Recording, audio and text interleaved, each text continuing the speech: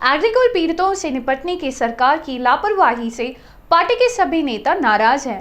एग्रीगोल्ड ने कहा है कि वे पीड़ितों के लिए मामले में उच्च न्यायालय द्वारा किए गए निर्देशों का पालन नहीं कर रहे हैं।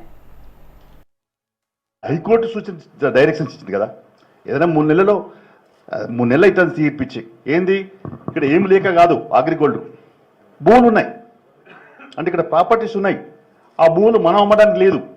గవర్నమెంట్ రూల్స్ అండ్ రెగ్యులేషన్స్ ప్రకారంగా స్వాధీనపరచుకొని వాటిని నమ్మి మనకి ఇవ్వాలి. ఆంధ్రప్రదేశ్ ప్రభుత్వం అదే చేసింది, తెలంగాణ ప్రభుత్వం చేయాల్సిన అవసరం ఉంది.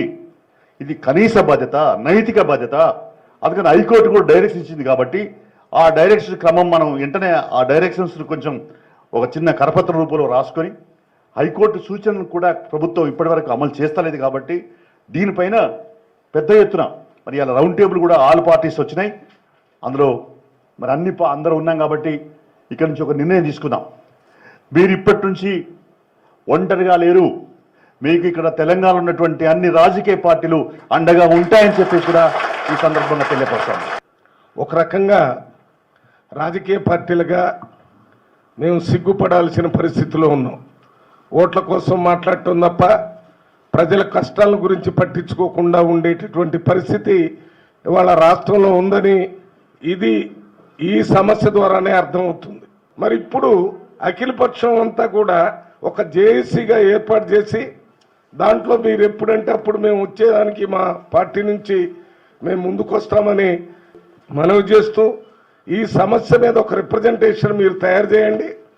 కాంగ్రెస్ పార్టీ తరఫున నేను వచ్చి సంతకం పెడతాను. ఈ సమస్య పరిష్కారం కాకపోతే అగ్రిగోల్డ్ బాధితులు 5 లక్షల కుటుంబాలు మనకు దూరం అయితే అనే భయం గవర్నమెంట్కి రావాలి. అప్పుడు ఇది పరిష్కారం. 5 లక్షల కుటుంబాలు నాకు దూరం అయితే అనుకుంటే ఏ రాజకీయ నాయకుడు గారు ప్రభుత్వం కూడా దిగి వస్తుంది. అన్ని మండలాల్లో నిరసన అంటే నిరసన జరగాలి, రోడ్డు రాస్తారోకో జరగాలి. లేదు టీఆర్ఎస్ నాయకులు మంత్రి ఎవరిని వస్తున్నారు గ్రామాల్లో కొంటే అగ్రిగోల్డ్ బ్యానర్లు వేసుకొని ఎక్కడికక్కడ అడ్డుకోవాలి. ఇక వాళ్ళకి ఎక్కడికి పోయినా సరే ఈ తలనొప్పి ఉండాలి. हिंद मजदूर सभा ग्रेटर हैदराबाद तेलंगाना समिति नई समिति का घोषणा तेलंगाना राज्य अध्यक्षों राज्य अहमद और रेबा रामा राव ने की है। मजदूर विरोधी नीतियों का विरोध करते हुए उन्होंने इस महीने के 23 तारीख का आहूत राष्ट्रव्यापी हड़ताल का सफलता का आह्वान किया। उन्होंने जीवों के पास करने के बावजूद मुख्यमंत्री द्वारा घोषित न्यूनतम मजदूरी को लागू नहीं करने पर सवाल उठाया। मांग की कि संविदा कर्मचारियों को नियमित किया जाएगा। किंग राज में नए कार्यकों अध्यक्ष के रूप में, उपाध्यक्ष के रूप में अशोक सिंह, महेश, हरि नरसिंह राव, मोहम्मद अकबर, नवीन कान, गीता रानी सी जनार्दन और बाबू ने सचिव नियुक्त किया गया है। निर्वाचित सदस्यों ने कहा है कि वे हमेशा श्रमिकों के अधिकारी और कल्याण के लिए काम करेंगे। ఇవ్వడం జరిగింది కాబట్టి 23, 24 సమ్మె చేయడానికి వాళ్ళకి మంచి అవకాశం ఉన్నది.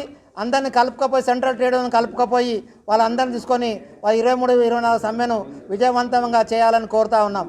దాంట్లో ప్రధానంగా మినిమం వేజ్ ఎక్కడైతే జీవో ఆగిపోయిందో మీ ద్వారా గవర్నమెంట్కు తెలియజేస్తూ ఉన్నాం.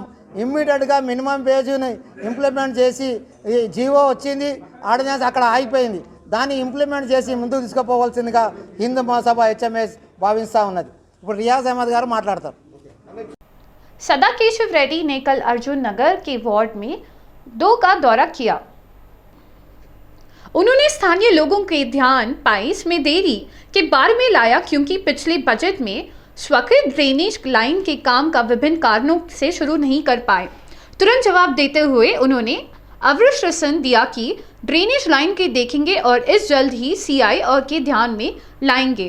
उन्होंने देखेंगे कि नए ड्रेनेज के लाइन में काम शुरू हो तो साथ ही स्थानीय लोगों के सामने आने वाली सीसी रोड के समस्या को ठीक करें। इस कार्यक्रम में अशोक गौड़, नरसिंह रामचंद्र, अनूप साई और अन्य लोग ने भाग लिया।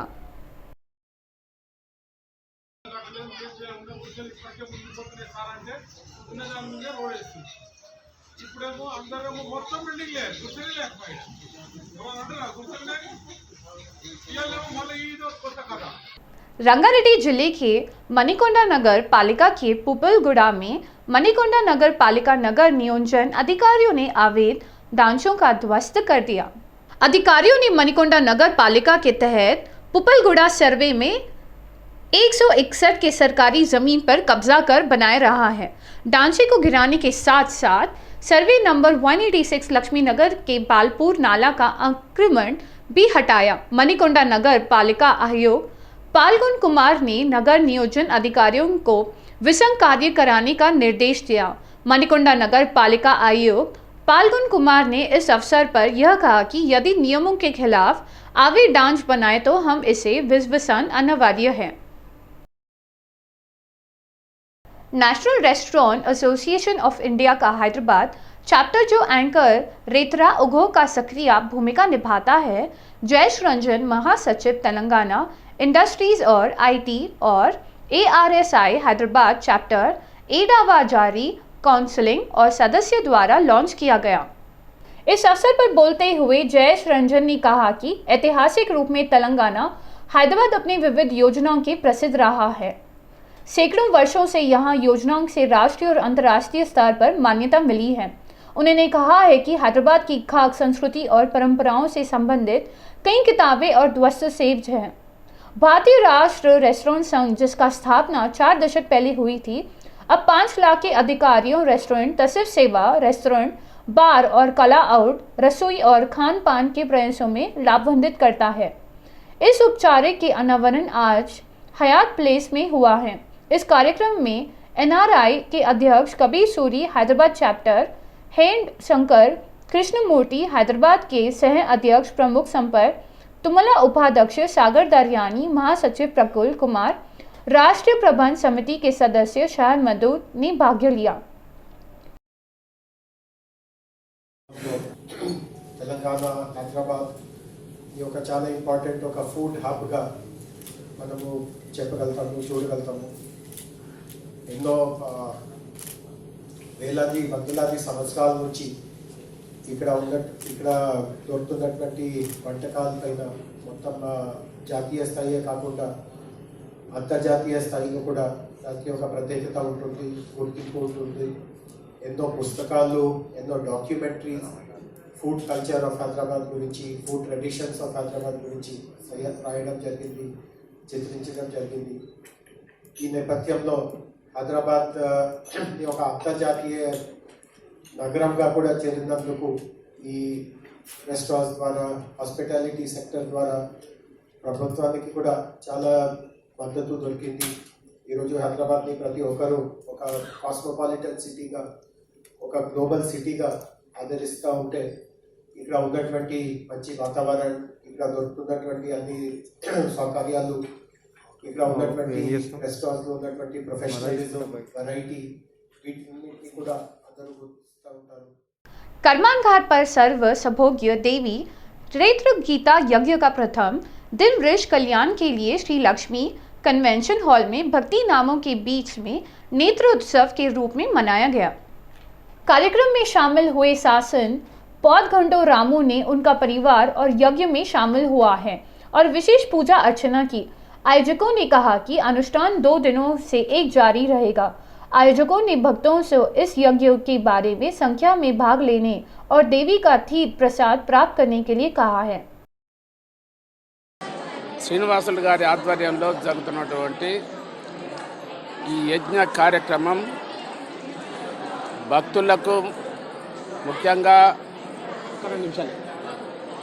ఇక్కడ హాజరైనటువంటి వాళ్ళందరూ కూడా ఒక స్ఫూర్తిదాయకంగా నిలుస్తుంది.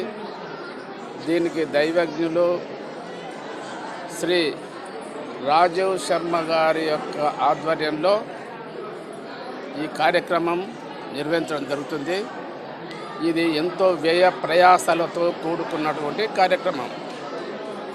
ఈరోజు కరోనా మహమ్మారి ప్రపంచాన్నంతా గడగడలాడిస్తున్న ఈ తరుణంలో మరి ఆ కరోనాను పారదోలడానికి ఈ యజ్ఞం మనకు ఉపయోగపడుతుందనే విశ్వాసం మనకుంది. ఈ భారాన్నంతా కూడా మోసినటువంటి సహృదయ దాతలకు, ముఖ్యంగా లక్ష్మీ కన్వెన్షన్ యాజమాన్యం వారికి ప్రత్యేక అమ్మవారి అనుగ్రహం ఉండాలని, సహకరించినటువంటి ప్రతి ఒక్కరికి ఉండాలని, అదేవిధంగా పిలవగానే నేను కేవలం ఎన్నో పనులున్నాయి, ఆరోగ్యం సహకరించడం లేదు, అది నాకు కూడా తెలుసు. కానీ అమ్మవారి మీద భారం వేసి గత సంవత్సరం 5 నిమిషాలు ఉండిపోదామనుకున్నటువంటి గౌరవ పార్లమెంటు సభ్యులు 3 రోజులు ఉదయము సాయంకాలం వచ్చినారు. కరోనా ఏమాత్రం కూడా ఆ కుటుంబానికి కానీ వచ్చిన వాళ్లకు అంత లేదు, అది వారే ప్రత్యక్ష సాత్కారం. కాబట్టి ఈరోజు గణపతి పూజ, ప్రణవ పతాక ఆవిష్కరణ, నృత్యకరణ ఇలాంటి కార్యక్రమాలన్నీ కూడా జరిగినాయి. కేవలం ఈ కార్యక్రమం అంతా కూడా లోక కళ్యాణార్థమే, ఎవరి స్వార్థం లేదు. स्थानीय भाजपा नेताओं ने लोगों की समस्याओं को जानने के लिए कैंटोनमेंट के ताड़बन, न्यूलैंड्स, ताड़बन बाजार और सी गांव के क्षेत्रों में पद यात्रा की। इस अवसर पर उन्होंने बताया कि कैंटोनमेंट हमेशा लोगों के लिए काम करती है और भाजपा पार्टी उनके मुद्दों पर लड़ते हुए उनके साथ खड़ी रहेगी। उन्होंने कहा है कि ड्रेनेज सिस्टम खराब हो गया है, स्ट्रीट लाइट काम नहीं कर रहा है, खासकर पीने का पानी का समस्या। आरव था कि कॉलोनी निवासियों को सप्ताह में 1 या 2 दिन पहले ही पानी मिलता है। अगर ऐसा है तो बस्ती के लोगों को जमा पानी की बिल पहले ही करीब 20,000 से 30,000 रुपए होने का अनुमान लगाया जा रहा है।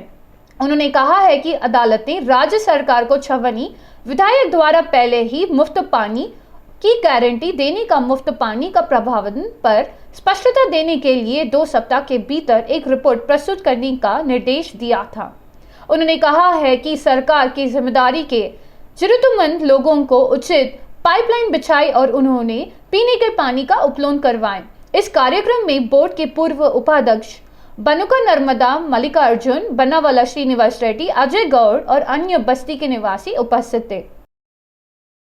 सिगमत कैंटोनमेंट विधायक जी सयाना ने कैंटोनमेंट क्षेत्र के लिए 20,000 लीटर मुफ्त ताज़े पानी की घोषणा की है, कि इसलिए मुख्यमंत्री केसीआर को धन्यवाद दिया। उनके नेतृत्व के कैंप में कार्यकालय में पोस्टर फूककर साबरू ने प्रदर्शन किया गया है। इस कार्यक्रम में विधायकों के साथ साथ स्थानीय टीआरएस नेता और कार्यकर्ताओं ने भाग लिया। मुझे मुफ्त पानी देने के लिए केसीआर को धन्यवाद। शिक्षक संघर्ष समिति के समिति ने घोषणा की है कि शनिवार को जिला कलेक्ट्रेट के सामने विरोध प्रदर्शन किया जाएगा। नए स्थानीय सर्वगों में कर्मचारी के समायोजन के लिए गए हुए जीओ 317 कर्मचारियों के उपयर्थी अनुरोधों को अनदेखी के कारण किए गए आवंटन के कारण स्थायी रूप में स्थानीयता खो देगा। इस रवैये की अवहेलना में सरकार चंद्रबन संचालन कर रही है। पीड़ित शिक्षकों को न्याय दिलाने के लिए शिक्षक संघर्ष की समिति के तत्वावधान में राज्य में संघर्ष। इसी के तहत आज प्रभावित शिक्षक में सभी जिला कलेक्टर कार्यालय के सामने धरना प्रदर्शन कर रहे हैं। समिति राज्य सरकार के मुख्य सचिव से शिक्षक चिंताओं और संज्ञान के लेने और समस्याओं का तत्काल समाधान करने की मांग कर रही है। हालांकि अगर कोई नेताजी नहीं निकालता है तो स्पष्ट किया जाएगा कि हैदराबाद में 5 फरवरी से महाधरना होगा। 317 జీవో సృష్టించిన ప్రకంపనలు ఇంకా ఆగలేదు. రాష్ట్ర ప్రభుత్వం నిమ్మకు నీరెత్తినట్లుగా చోద్యం చూస్తూ ఉంది. వేలాది మంది ఉద్యోగ ఉపాధ్యాయులు స్థానికతను కోల్పోయి పొరుగు జిల్లాల్లో పరాయి వాళ్ళుగా ఉద్యోగం చేయాల్సినటువంటి పరిస్థితుల్లో మానసిక క్షోభకు గురవుతూ ఉన్నారు. మరి ఈ సందర్భంలో రాష్ట్ర ప్రభుత్వం విచక్షణ ప్రదర్శించి విజ్ఞతతోటి ఆలోచించి కొంత ఉపశమనం కలిగించాల్సినటువంటి అవసరం ఉంది. జీవో 317ను సవరించాలి. స్థానికతను కోల్పోయినటువంటి ఉద్యోగ ఉపాధ్యాయులకు వారి స్థానికత ఆధారంగా సొంత జిల్లాలకు తీసుకొచ్చేటువంటి ప్రయత్నం చేయాలి. खम्मम में मयूरी सेंटर में मंत्री हरीश राव की कार को भाजपा उम्मी का कार्यकर्ताओं ने रोका। शहर के 49वें डिवीजन में कुछ भाजपा कार्यकर्ताओं के केंद्र में सरकार के मुख्य अस्पताल के हृदय अस्पताल कॉलन और आघत देखभाल सहित की गई विकास कार्यों के खम्मम जा रहे मंत्री हरीश राव की कार को अवरुद्ध कर दिया है। उन्होंने बेरोजगारी अधिसूचना जारी करने और बेरोजगारी की आत्महत्या के लिए सरकार का जवाबदेह ठहरने की मांग की।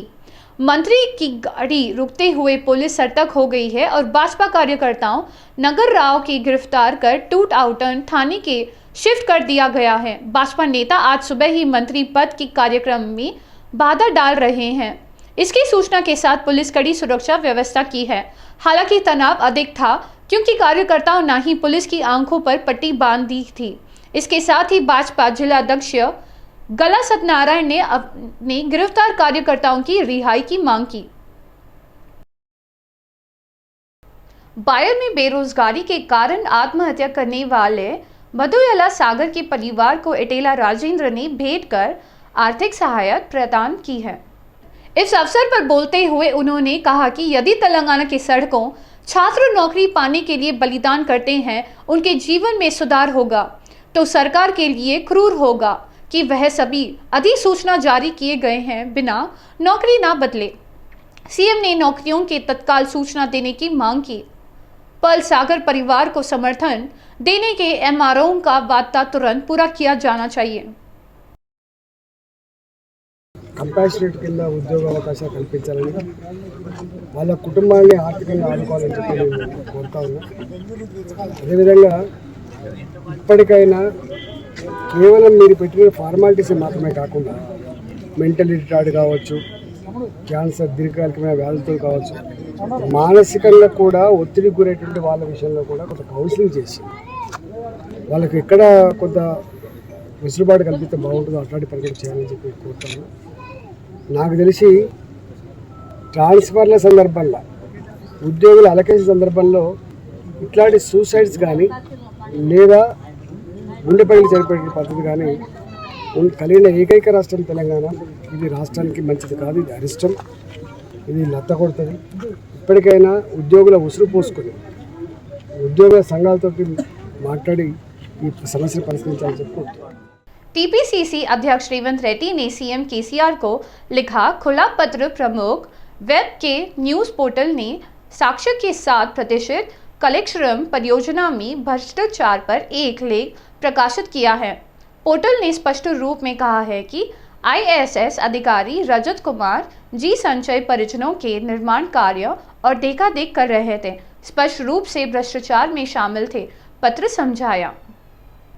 ऐसे समय में जब अफवाहों के कलेक्शवरम परियोजनाओं ठेकेदार मांगे हुए असील कंपनियों के रजत कुमार की बेटी की शादी के खर्च के लिए भुगतान किया, सिंचाई विभाग के अब खुद मुख्यमंत्री के रूप में प्रबंधित कर रहे हैं।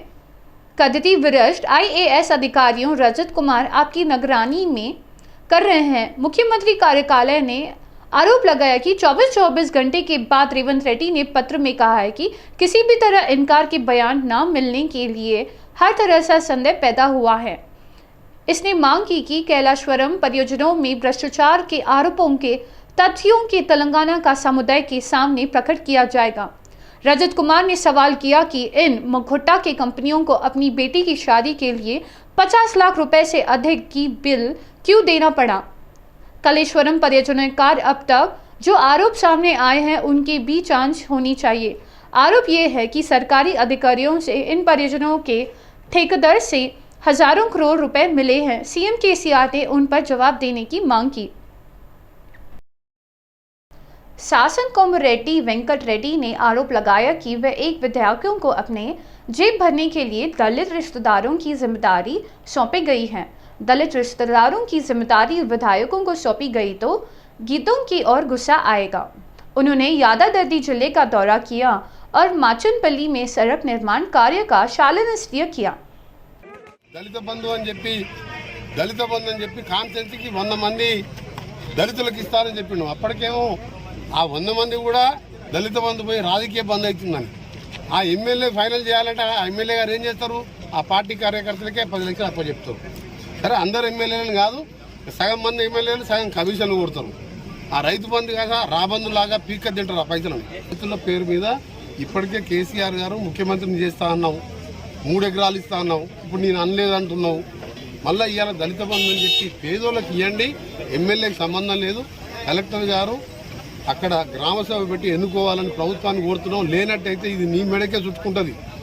నీ ఎమ్మెల్యేలు సగం కమిషన్లు తీసుకొని సగం కార్యకర్త దళిత పేదలకు వాళ్ళ పార్టీ వాళ్ళకి ఇచ్చుకుంటే మాత్రం నిజమైన పేద దళితులు మాత్రం ప్రభుత్వానికి ఎదురు తిరిగే ప్రమాదం ఉన్నది. నువ్వు అనుకుంటున్నావు, అది జాగ్రత్త అని చెప్తున్నాను. पीड़ित किसान ने उसके नाम से मृत्यु प्रमाण पत्र जारी करने वाले एमआरओ के खिलाफ मानवाधिकार आयोग की शिकायत दर्ज करवाई। शिकायत के आरोप लगाया गया कि उसने एक प्रमाण पत्र बनाकर रिकॉर्ड बदल दिया है कि उससे 2015 में मृत्यु हो गई है और उसकी मां राम नाम की एक व्यक्ति के बच्चे दिया है जिसके साथ 2013 में मृत्यु हो गई थी। वानपट्टी जिले के पेबरू मंडल में चिलीमिलिया गांव में किसान कुकुना ने बताया कि उन्हें 15 एकड़ के खेत विरासत में मिला। यह आरोप लगाया है कि तत्कालीन 16 वर्षीय एमआरओ के श्रीनिवास ने झूठी साख बनाई थी कि 2015 में उनके खेत में 16 एकड़ जमीन बेचकर उनकी मृत्यु हो गई और उनकी मां सुवर्मा जनवरी 2013 में मृत्यु हो गई थी। ना इनसे 2015 में एक को बेच दिया था। रामलू नाम का आदमी उन्होंने आयोग को बताया कि वह 6 साल से न्याय के लिए लड़ रहा था और उन्हें न्याय नहीं मिला। पीड़ित किसान ने कुकलना के आयोग की अपील की है कि एमआरओ श्रीनिवास को ड्यूटी से हटा दे, जिन्होंने उसकी ज़मीन को तोड़ा और अधिकारियों से उसकी ज़मीन वापस देने का निर्देश दिया। పెబ్బేరు మండలం చెల్బీల గ్రామంలో నా పేరు కుక్కన్న. నాకున్నటువంటి భూమి నేను బతుకున్నాగానే చెప్పినట్టు రికార్డు సృష్టించి వేరే వాళ్ళకి అప్పచెప్పిండు. దీనికి అంతా రాజకీయ నాయకులు అండాలు ఉన్నాయి. ఇది ఇంకోటి పోలీసుల వ్యవస్థ కూడా నాకు సహకరించడం లేదు. వాళ్ళకి సపోర్ట్ చేసి నన్ను చాలా చిత్రహింసలు పెడుతున్నారు. మంత్రి నిరంజన్ రెడ్డి అనుచరులు వీళ్ళంతా ఆయన పేరు చెప్పుకొని మమ్మల్ని భయపెడుతున్నారు, భయభ్రాంతులు గురి చేస్తున్నారు. ఆయన బలంతోనే ఎంఆర్ఓ ఇట్లా చేసిండు. వాళ్ళ డిపార్ట్మెంట్లు బాగా 3-4 ఉన్నారు, వాళ్ళందరూ అట్లా చేసిండు. విఆర్ఓ, ఆర్ఐ, ఎంఆర్ఓ వీళ్ళందరూ కలిసే నాటకం బాగా చేసి నన్ను ఉన్న 16 గుంటల భూమిని లాగేసిండ్రు. మనకేం తెలియదు. గతంలో మా తండ్రి గారు మరణించాడని చెప్పి తప్పుడు ధృవీకరణ పత్రాలు సృష్టించి మా తండ్రి గారి పేరే ఉన్న 12 ఎకరాల 30 గుంటల పొలాన్ని రెడ్డి సామాజిక వర్గానికి చెందిన వాళ్ళు ఆక్యుపై చేసుకోవడం జరిగింది. అది ఇప్పుడు ప్రస్తుతం పడావులోనే ఉంది. అయినప్పటికీ కూడా ఇది మేము కోర్టులో కేసు వేసినాము. దాని మీద స్టే ఉంది. స్టే ఆర్డర్ ఉండగానే వీపనగర్లో ఎంఆర్ఓగా పనిచేస్తున్న నేరెడ్డి శ్రీనివాసులు ఈ యొక్క పొలాన్ని ముటేషన్ వేరే వాళ్ళకు కారెడ్డి వెంకరెడ్డి నరసింహారెడ్డి వాళ్లకు ముటేషన్ చేయడం వల్ల ఇక్కడ మానవ హక్కుల సంఘానికి ఫిర్యాదు చేయడానికి వచ్చినాము. ఇక్కడ మాకు న్యాయం జరుగుతుందని మేము ఆశిస్తూ ఇక్కడికి వచ్చినాం. ఆ కేసు ఇంకా నడుస్తూనే ఉంది. అయినప్పటికీ రీసెంట్లీగా మా తండ్రి గారు మరణించడం జరిగింది. అట్టి కేసుకు సంబంధించిన విషయాన్ని మేము హైకోర్టుకు తీసుకురావడం జరిగింది. కుక్కర్ అనే వ్యక్తి ఈయన బతుకున్నాడు. ఈయన బతుకుండగానే చంపి వీళ్ళ అమ్మ చనిపోయిన వ్యక్తిని బతుకున్నట్లు ఆమె సంతకాలు చేసినట్టు చేసి ఫోర్జరీ చేసి 16.5 గుంటల భూమిని వేరే వాళ్ళకి ఇచ్చారు. ఎవరు అక్కడ ఉన్నటువంటి ఎంఆర్ఓ పనిచేసిన శ్రీనివాసులు గారు. ఆయన నుంచి మళ్ళీ అక్కడ నుంచి బదిలై వీపనగర్లోకి వెళ్ళారు. మళ్ళీ వీపనగర్లో మంచి చేసిన డ్యూటీ అంటే అదే వీపనగర్లో మళ్ళీ కలవరాల గ్రామంలో ఘనకార్యం చేసిండు. ఇక్కడటువంటి శ్రీనివాస్ గౌడ్కు సంబంధించినటువంటి 12 ఎకరాల చిల్లర భూమిని వాళ్ళు కూడా వేరే పేరునిచ్చిండు. వీళ్ళ నాయన బతుకున్నగానే చంపినట్టు. వీళ్ళ నాయన నేను బతుకున్నాయా బాబు అని హైకోర్టుకి వెళ్ళినా కూడా హైకోర్టు స్టే ఇచ్చినా కూడా ఆ స్టే కూడా బుట్టదాఖలు చేస్తూ ఈరోజు వాళ్ళకి కూడా ఒక ఏజేసీ గారు సహకరించి ఆ భూమిని కూడా వేరే వాళ్ళకు మార్పిడి చేయడం జరుగుతుందంటే కేవలం ఈరోజు దళితులకు సంబంధించిన భూములు, బీసీలకు సంబంధించిన భూములు కూడా వానికి ఎకరంగా ఉండకూడదు, అర్ధ ఎకరం ఉండకూడదు, ఏం భూములు లేకుండా చేసే కుట్రనే భాగమే ఈరోజు అధికార పార్టీ నాయకులు చేస్తూ ఉన్నారు.